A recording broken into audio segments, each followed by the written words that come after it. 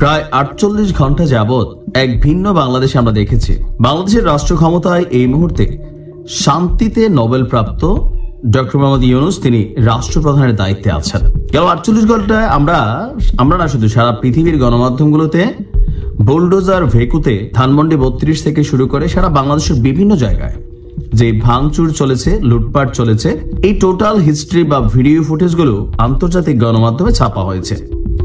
Doctor ইউনূসেরও তীব্র সমালোচনা করা হচ্ছে। বাংলাদেশের মানুষদের মধ্যে একটা প্রশ্ন উঠেছে যে এই দেশে গত ৪৮ ঘন্টা কি কার্যত পুলিশ, র্যাব, সেনাবাহিনী তারা কি ছিল নাকি নাই? আছে। স্বরাষ্ট্র উপদেষ্টার বাসাকে নিরাপত্তা দেওয়ার জন্য এই মুহূর্তে সেখানে হিউজ পরিমাণ পুলিশ, সেনাবাহিনী আমরা দেখছি। কারণ বৈষম্য বিরোধীদের একজন নেতা হান্নান মাসুদ তিনি একটা দাবি তুলেছেন স্বরাষ্ট্র উপদেষ্টার বিরুদ্ধে। তার বাসভবন ঘেরাও করার জন্য গতকালকে যখন গেছেন তখন আমরা দেখছি এটা প্রোটেকশন দেওয়া হচ্ছে। তিনি এখন ক্ষমতায় আছেন, প্রোটেকশন পাচ্ছেন। কিন্তু গেল ৪৮ ঘন্টা যাবৎ একজন রাষ্ট্রের প্রধান হিসাবে এই দেশের যে কোনো সম্পত্তিকে নিরাপত্তা দেওয়ার দায়িত্ব কিন্তু ডক্টর ইউনূসের সরকারের। এখন সেখানে পাবলিক সেন্টিমেন্ট আছে, মব জাস্টিস হয়েছে, অতীতের অনেক ঋণ পরিশোধ করা হয়েছে।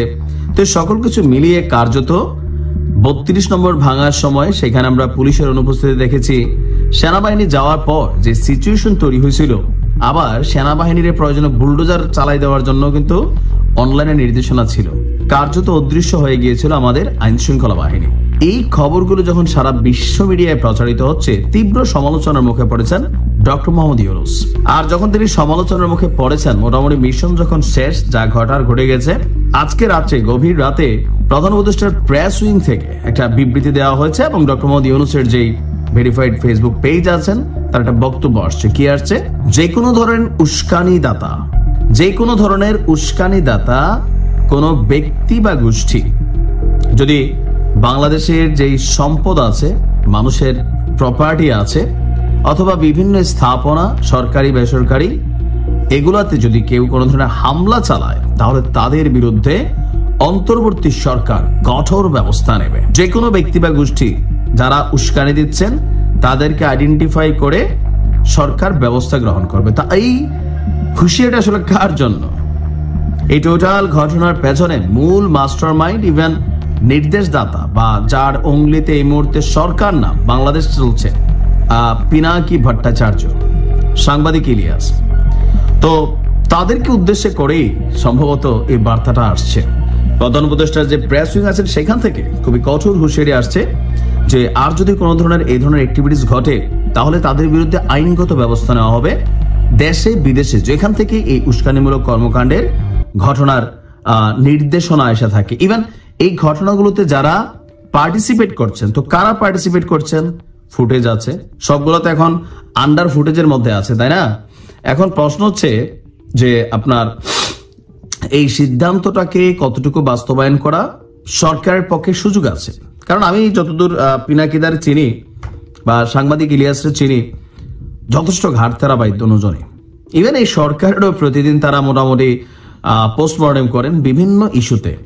সরকারের শক্তিশালী উপদেষ্টাদেরকেও মানে নানান ধরনের কিন্তু বক্তব্য দিয়ে থাকেন যে এটা হবে সেটা হবে।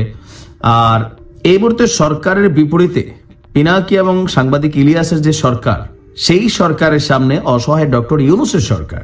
এখন আন্তর্জাতিক গণমাধ্যমে প্রশ্ন উঠছে, আপনারা তো শান্তিতে নোবেল দেওয়া হয়েছে, আপনি রাষ্ট্র ক্ষমতায় আছেন, তো আপনি যখন রাষ্ট্র ক্ষমতায় আছেন এই দেশের জানমালের নিরাপত্তা দেওয়া নাগরিকদের এটা দায়িত্ব কার? আপনার। তো ডক্টর ইউনূস বলছেন যে নাগরিকদের জানমাল নিরাপত্তার মানে খাতিরে যে কোনো ধরনের মব জাস্টিস, যে কোনো স্থাপনায় হামলা, অগ্নি সন্ত্রাস, ভাঙচুর কোনোভাবেই টলারেট করবে না অন্তর্বর্তী সরকার।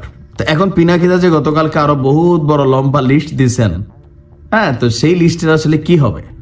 বা ডক্টর মোহাম্মদ ইউনূসের এই বক্তব্য কতটুকু ধরেন আসলে অন অ্যাকশনের ভূমিকায় যাবে? আইন শৃঙ্খলা বাহিনীকে আদৌ এই মানে যারা এই ঘটনাগুলো ঘটিয়েছেন তাদের বিরুদ্ধে অ্যাকশনের ব্যবস্থা করতে পারবেন? কিন্তু পিনাকি এবং ইলিয়াস ভাইয়ের জন্য সচেতন বার্তা অথবা হুঁশিয়ারি বার্তা দেওয়া হয়েছে, বাট আমার মনে হয় না যে তারা এগুলো পাত্তা দেয়।